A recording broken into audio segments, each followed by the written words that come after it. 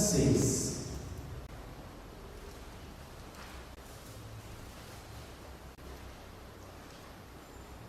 Jeremias capítulo 32, versículo 36.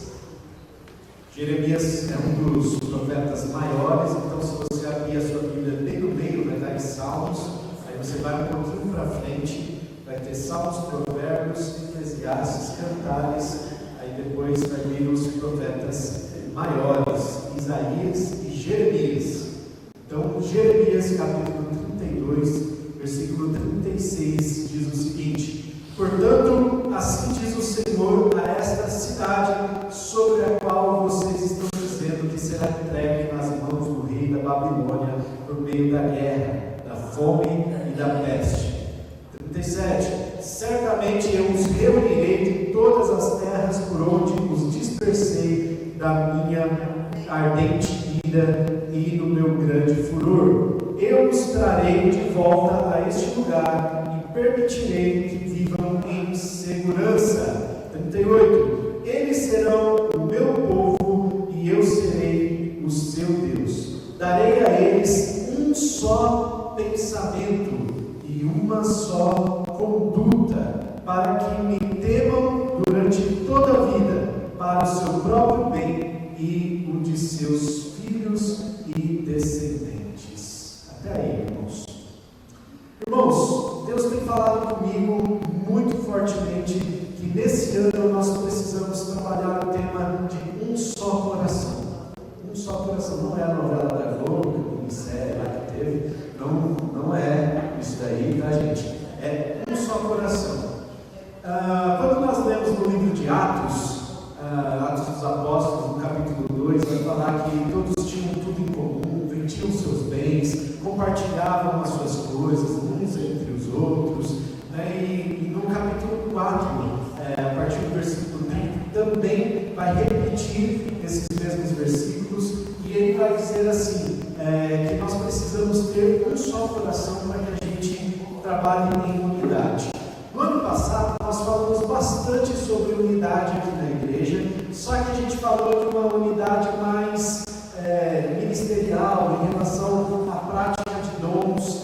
E hoje eu quero compartilhar com os irmãos esse versículo, essa direção de um só coração, no sentido de que nós precisamos pensar a mesma coisa. Nós precisamos trazer uma unidade de pensamento. Acho que eu vou pegar esse daqui, ó. Boa.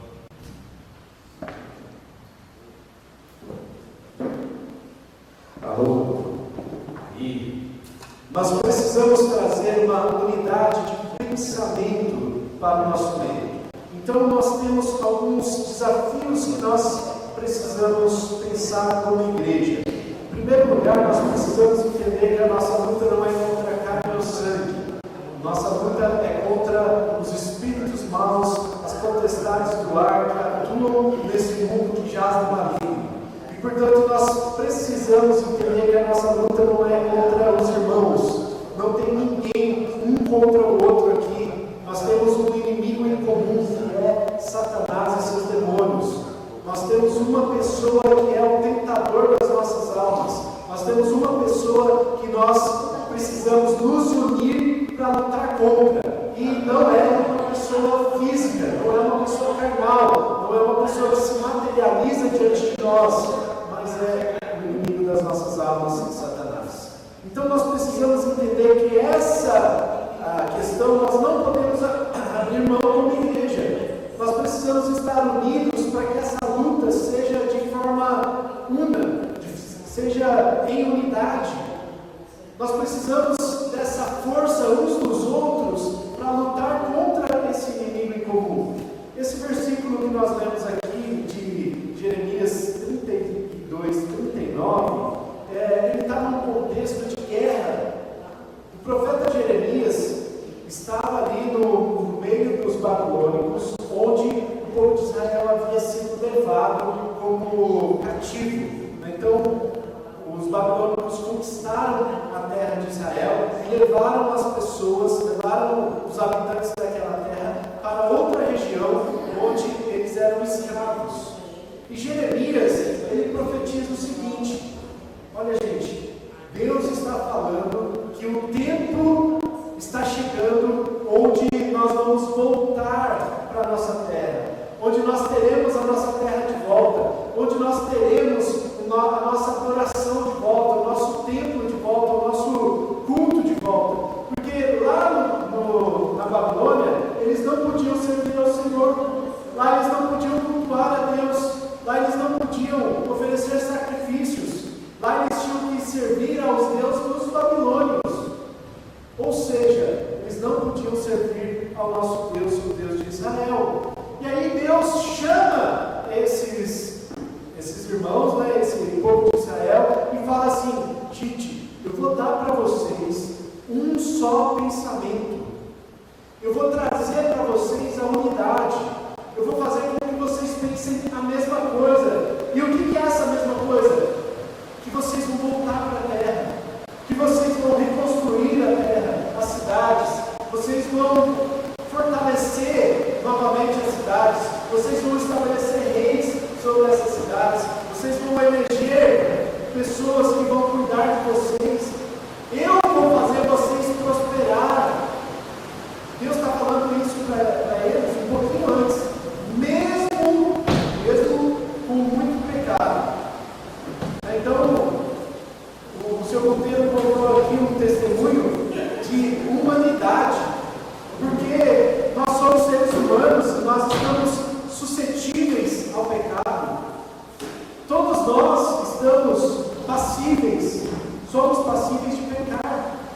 Então vai acontecer, dessa vez foi com ele, amanhã pode ser com outra pessoa, e nós precisamos ter essa conduta, esse pensamento de restauração, e Deus vai prosperar, ainda que sejamos pecadores, ainda que estejamos errados, ainda que a gente faça um monte de coisa que desagrada a Ele está pronto para nos prosperar.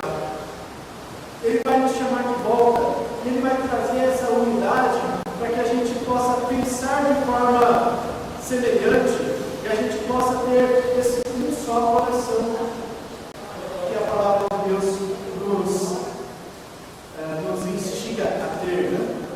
Mas esse versículo, no capítulo 32, versículo 39, darei um só pensamento, uma só conduta, com uma finalidade, para que me temam durante toda a sua vida. Então, o Senhor quer trazer unidade para a igreja com um objetivo, o objetivo de que nós temamos ao Senhor por toda a nossa vida. E sabe, irmãos, é triste ver quando a gente tem pessoas que começam bem a caminhada cristã, de repente, no meio da jornada, elas abandonam o caminho do Senhor. Elas querem seguir por outros caminhos. É triste ver, por exemplo, o rei Salomão, que começou muito bem o seu reinado, que começou investindo muito bem em aquisição de sabedoria, em parcerias que ele fez durante o seu reinado, parcerias comerciais, que fizeram com que o seu reino crescesse. Mas no final da sua vida, Salomão terminou muito mal, muito mal. Ele terminou adorando outros deuses. Ele terminou casando-se com 700 mulheres e 300 concubinas. Ou seja, ele teve 1000 mulheres. Imagina só que situação de promiscuidade que ele estava semeando, de imoralidade. Então Salomão foi um homem que começou bem, mas terminou muito mal. E ele só não teve o seu reino tirado, segundo a palavra de Deus, porque Deus fez uma promessa para Davi, que foi o pai. Deus fez a promessa para Davi de que o reino seria da sua descendência. E Salomão, mesmo terminando mal, ele consegue terminar o seu reinado. Ele continua reinando. Por misericórdia de Deus, porque pela vontade de Deus, Deus já teria retirado o reinado dele. É triste ver pessoas que começam na caminhada cristã, na caminhada de Deus, e no meio do caminho abandonam essa caminhada. Eu já, infelizmente, eu já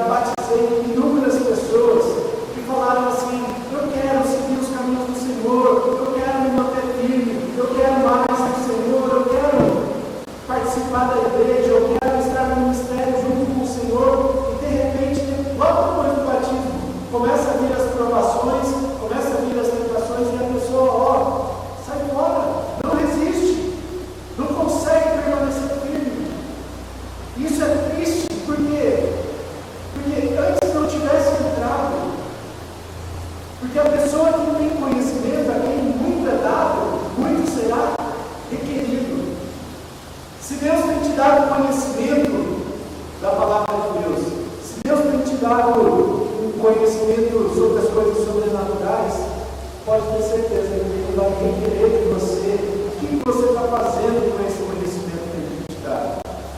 Por isso, o batismo, por isso a membresia da igreja, por isso a igreja do Senhor é uma coisa muito séria. E a gente não pode levar as coisas de forma leviana, a gente não pode levar as coisas achando que aqui é uma brincadeira. As coisas do Senhor são sérias. Nós estamos tratando aqui, gente, de coisas espirituais, de coisas muito mais reais do que a gente imagina. Muito mais reais. Pessoas que de repente se envolvem com outras religiões. Gente, o pecado de idolatria é muito sério. Pessoas que se envolvem com.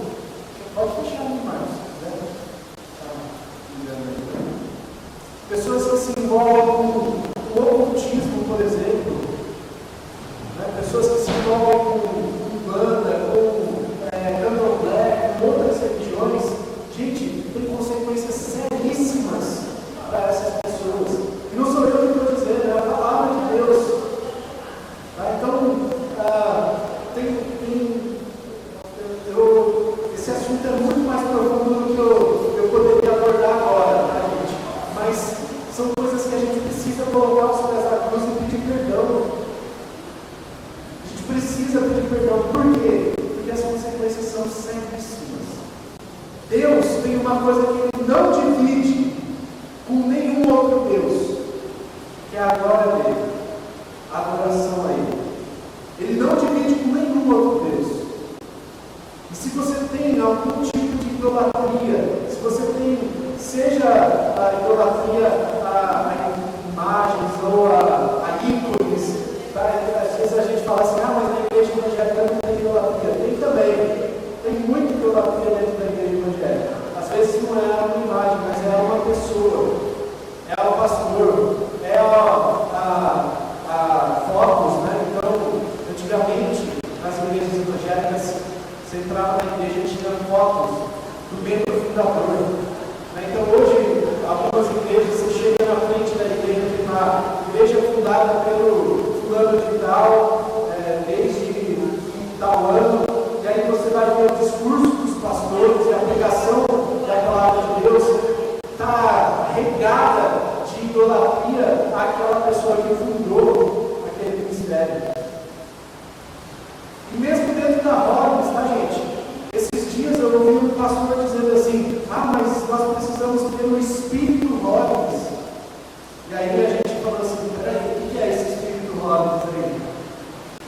Esse espírito Rollins pode ser um demônio Rollins, né?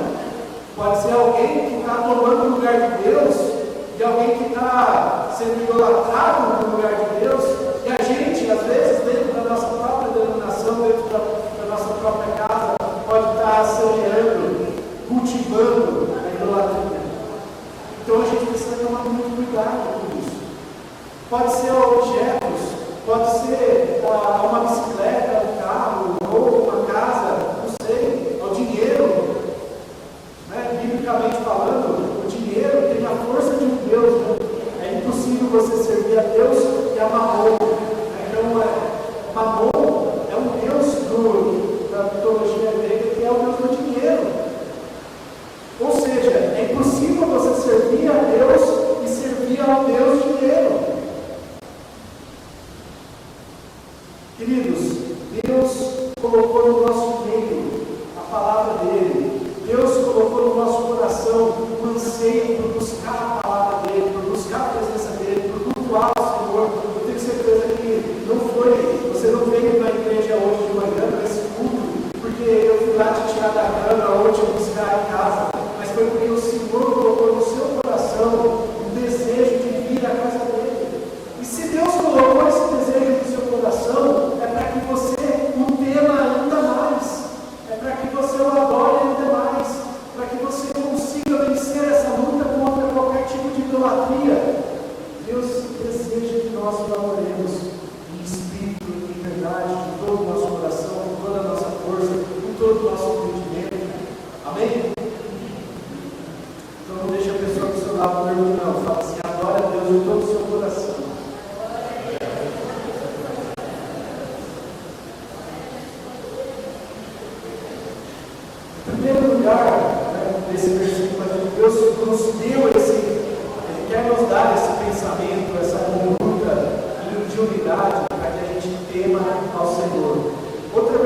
palavra de Deus não fala temer ao Senhor, mas fala para que nós tenhamos um amor reverente. Ou seja, nós amemos ao Senhor com reverência nos nossos corações. Que a gente ame ao Senhor com respeito, com temor àquilo que Ele é, àquilo que Ele faz. Esse é o nosso Deus. Em segundo lugar, o versículo diz que Ele vai dar um só pensamento, uma só conduta, um só caminho, para que a gente possa estar bem.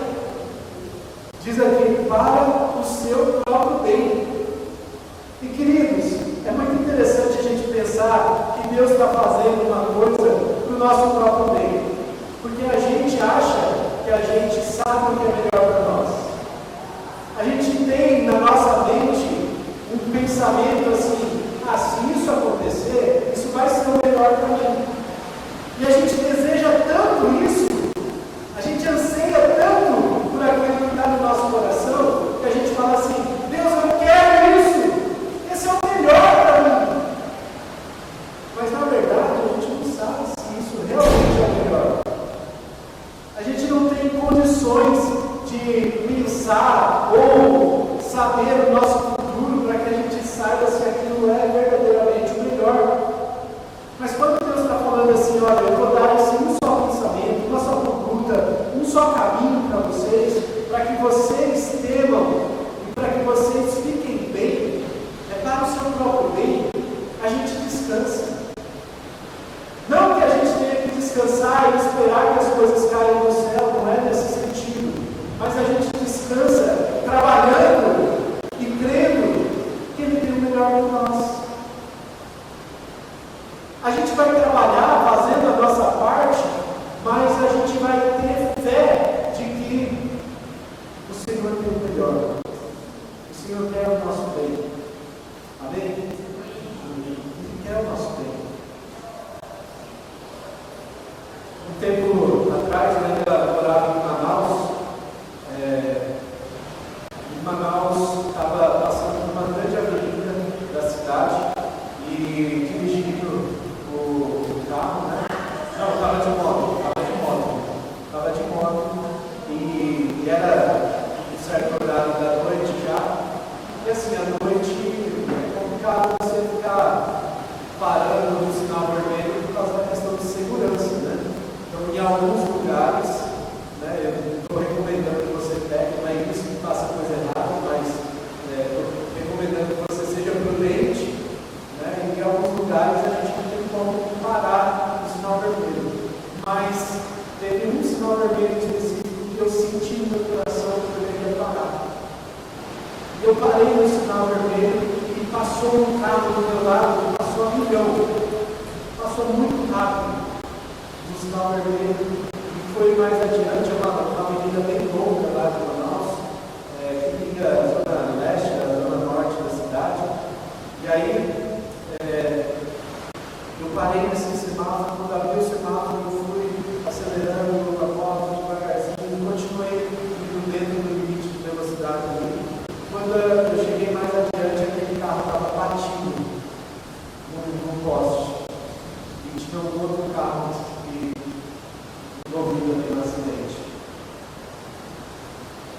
E aí eu fiquei pensando assim, quão sensível a gente precisa estar a Deus. Mas sabe, quando Deus fala para você assim, olha, o seu próprio bem, para nesse sinal vermelho, espera um pouquinho, siga os limites de velocidade aqui, porque você vai precisar disso daqui. Em diversas situações, eu tenho certeza que você já passou por isso, que Deus fala no seu coração, já não vai dar chuva, vai chover. E de repente você fala, não vou,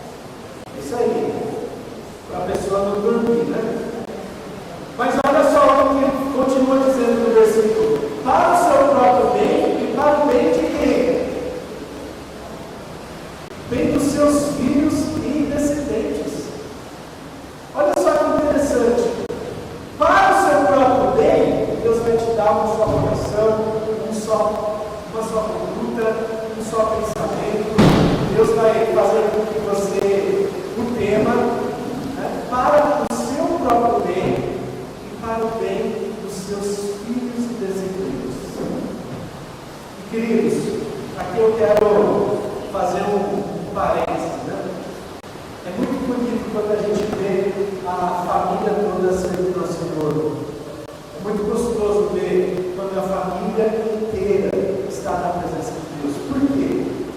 Porque imagina só uma criança que aprende todos os princípios da palavra de Deus e chega em casa e o pai e a mãe falam palavrão, o pai e a mãe se enchem de coisa ruim, ensinam coisas ruins para o filho. O que vai acontecer? Todo aquele ensinamento da palavra de Deus, tudo aquilo que a pessoa aprendeu, não só na igreja, mas aprendeu do próprio Deus, vai ser sufocado por essas questões do ambiente que a pessoa está. Por isso que às vezes eu falo para algumas pessoas assim: sai desse ambiente, vai para outro lugar, frequenta outros lugares. Eu sinto, tá, gente? Eu sinto como se Deus tivesse me tirado da cidade onde eu nasci no momento certo. Porque eu estava com 19 anos, bem naquela fase assim, bem efervescente dos hormônios, né, de tudo da vida, né? As coisas ficam muito efervescentes nessa idade, e aí de repente eu sinto como se Deus tivesse me pinçado daquele lugar onde eu estava e me colocado lá em Manaus para servir a Deus. Eu sinto também como se o ministério pastoral fosse algo de Deus para a minha vida, e mesmo que eu não quisesse, Deus falou assim: olha, você vai ser pastor. Eu sinto porque foi algo que eu pensei assim: eu quero ir para Manaus para fazer missões de curto período, porque depois eu quero voltar e servir na minha igreja, na cidade de Pompeia. E aí de repente Deus vai movendo o meu coração, movendo as coisas para que eu fique 5 anos lá. Claro que Deus tinha um propósito também para que eu me casasse com a minha esposa, né? Então Deus providenciou isso também. Mas eu sinto que Deus foi me segurando, sabe? Quando você quer fazer a coisa errada, e aí Deus vai te segurando e falando assim: não, meu filho, é por aqui, ó. Por aqui. Mas o desejo de Deus é que não somente você fique bem, mas todos os seus filhos, todos os seus descendentes, tudo que você aprende, você precisa colocar em prática no seu ambiente, onde você está inserido. E se você não tem um ambiente para colocar em prática, todo o ensinamento que você aprendeu vai ser sufocado. E pode ser que você não consiga desenvolver a sua fé. Por isso que a igreja, irmãos, é um ambiente de desenvolvimento da fé.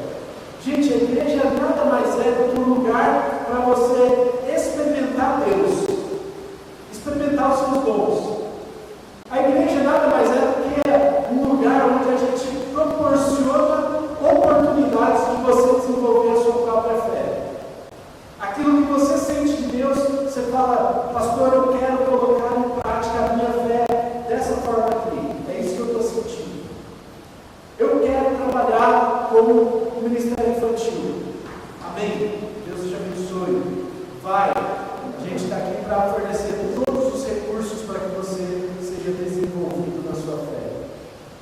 A igreja é um ambiente onde você pode, a gente tem uma palavra que é muito gostosa de comparar a igreja, né?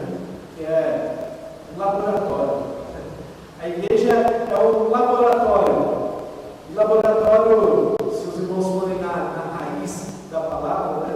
Labor é lugar, trabalho, né? Labor é trabalho. Laboratório, lugar de trabalho. Né? Então, o laboratório dos nossos dons. A igreja é o laboratório do desenvolvimento da sua fé. Você só vai desenvolver a sua fé se você estiver conectado com a igreja. Assim como seus filhos, seus descendentes, a sua família só vai se desenvolver na fé se você criar um ambiente para que isso aconteça. É como se um filho quisesse fazer medicina e os pais falam assim: não, meu filho, você não vai fazer medicina, você vai fazer direito. E aí o pai fala assim: não, eu só vou pagar a sua faculdade se você fizer direito. Eu só vou pagar o seu cursinho ou a sua escola se você fizer direito. A chance do filho fazer medicina existe? Existe. Ele vai ter que comprar uma briga muito grande, né? Ele vai ter que exercer a sua força ali muito fortemente, né? Mas se os pais falam assim: meu filho, o que você deseja fazer? Eu quero fazer medicina. Então, vai e faça. Eu estou aqui para te apoiar. O filho vai se desenvolver muito mais rapidamente. E é isso que Deus quer de nós, queridos. Deus quer que a gente, não só a gente se desenvolva na nossa fé, mas Ele quer que os nossos filhos e filhas, crianças, descendentes, os nossos, trazendo para o mundo espiritual também, né? Os nossos filhos da fé também se desenvolvam. Não só a gente, mas toda a comunidade possa ser igualmente desenvolvida. Imagina que nós estamos nesse contexto de exílio. A nossa terra não é aqui. A nossa terra é os céus. Nós somos cidadãos celestiais. A nossa terra, por mais que a gente viva aqui 80, 100 anos, o que é 100 anos perto de 1 milhão de anos que a gente vai viver na eternidade? Não é nada. Então aqui nós somos peregrinos, porque a nossa terra é lá nos céus. E lá nos céus a gente vai poder experimentar a plenitude de Deus. Aqui a gente vai experimentar pequenas porções do que Deus tem para a gente. Amém? Deus vai nos dar um só pensamento, uma só conduta, um só caminho, para que em primeiro lugar a gente tema Ele, em segundo lugar, para que o nosso próprio bem, para que a gente vá bem, em terceiro lugar, para que as pessoas ao nosso redor possam viver bem também. Amém, queridos? Vamos orar? Pai, obrigado, Deus, pela sua palavra. Obrigado porque por meio do relato de Jeremias e da profecia de Jeremias, a gente pode ver o quão perfeito o Senhor é nos seus planos. O Senhor traça seus planos e projetos para cada um de nós. E o Senhor tem o desejo de que a gente viva bem, de que a gente prospere. É anseio do Senhor que não apenas nós, mas nossos filhos e descendentes também vivam bem. É anseio do Senhor que a sua igreja receba esse um só coração do Senhor, um só pensamento, uma forma una de viver o seu Evangelho, que a gente possa continuar crescendo em experiências com o Senhor, que a gente possa continuar desenvolvendo a nossa fé nesse laboratório que o Senhor chamou de igreja. Que aqui seja um lugar de trabalho, seja um lugar de servir ao Senhor, mas seja um lugar também de experimentar a fé em prática. Pai, obrigado por essa manhã, obrigado, Deus, pela vida de cada um que ouviu essa palavra.